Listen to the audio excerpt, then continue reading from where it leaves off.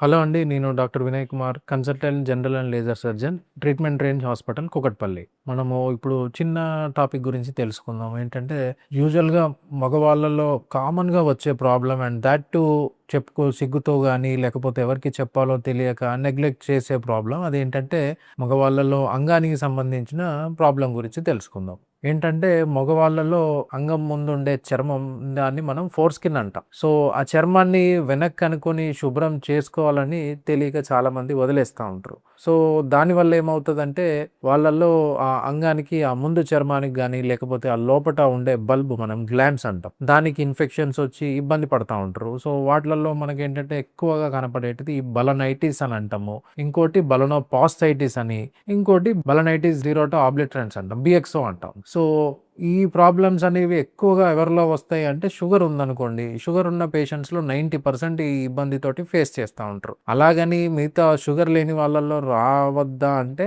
Sugar లేని వాళ్ళలో కూడా ఈ సమస్య వస్తా ఉంటది. ఎందుకంటే సరిగ్గా హైజీన్ పెట్టుకోకపోవడం, లేదంటే చర్మం వెనక్కి అనుకోని శుభ్రం చేసుకోకపోవడం వల్ల ఆ లోపట మనకి సెక్రీషన్స్ వస్తా ఉంటాయి. సో, స్మెగ్మా అంటాం. సో, అది సెక్రీషన్స్ అక్కడ పేరుకుపోవడం వల్ల ఇన్ఫెక్షన్ స్టార్ట్ అయ్యి అది సైక్లికల్ ప్రాసెస్ మళ్ళీ మళ్ళీ రిపీట్ అయితేనే ఉంటది. సో, మీకు ఎవరిలో గానీ అంగం ముందు చర్మం చిట్లడం గానీ, లేదంటే లోపట ఎర్రగా అవ్వడము, దురద రావడము, లేదంటే చాలామందేంటంటే నేను ఇంటర్‌కోర్స్ చేసిన తర్వాత నాకు ముందు చర్మం నొప్పొస్తుంది, లేదంటే చర్మం పగుళ్ళు ఏర్పడుతున్నాయి, యూరిన్‌లో మంట వస్తుంది, చర్మం వెనక్కి రావట్లేదు అని చెప్తా ఉంటారు. సో, ఇటువంటి సింప్టమ్స్ ఏమన్నా ఉంటే మీరు ఒకసారి క్రాస్ చెక్ చేసుకోవాలి.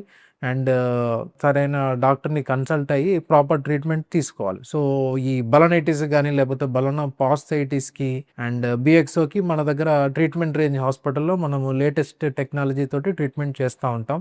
సో, అదే ఏంటంటే సర్కంసిషన్, అది గూడా మనం చేసేది స్టాప్లర్ అంటాం. సో, మీలో ఎవరికన్నా ఇటువంటి ఇబ్బంది ఉంటే మీరు సంప్రదించగలరు. నేను ట్రీట్మెంట్ రేంజ్ హాస్పిటల్ నందు అవైలబుల్ ఉంటాను.